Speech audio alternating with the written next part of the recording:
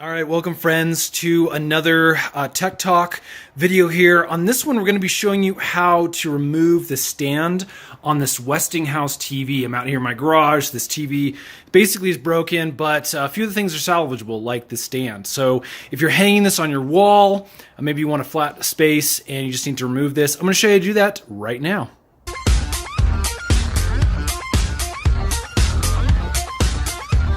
Okay, with this specific Westinghouse TV, again, these are the cheap TVs you can get at places like Walmart. You can see here is the model number, and this is going to be a similar process for anything in this kind of age range for these TVs. And to get the stand off, it's actually fairly simple.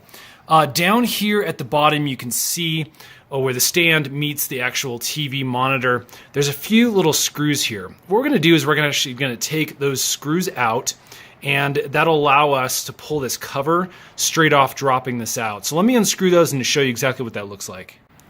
Okay, so I'm using a simple Phillips head screwdriver, and you can see that basically the screws are just 4 Phillips head screws there, and we're just going to come in here and basically remove these. This one's actually really loose already. So we're going to loosen that one, this one, and the other two. And I won't bore you with this. So let me remove these screws and I'll show you what it looks like.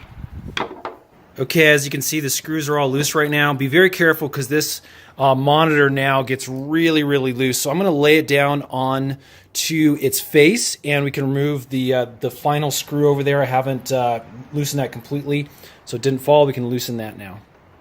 Okay, with the monitor laying down so it doesn't fall, loosened the final screws here, and this actually can just pull right up. So that is now removed from the TV monitor.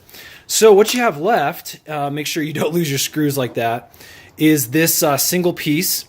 And yeah, you can see how that, again, fits directly on there. So this can be removed, sold, whatever you want to do. And now you're free to mount the monitor to a wall or replace a stand if that's what you're doing.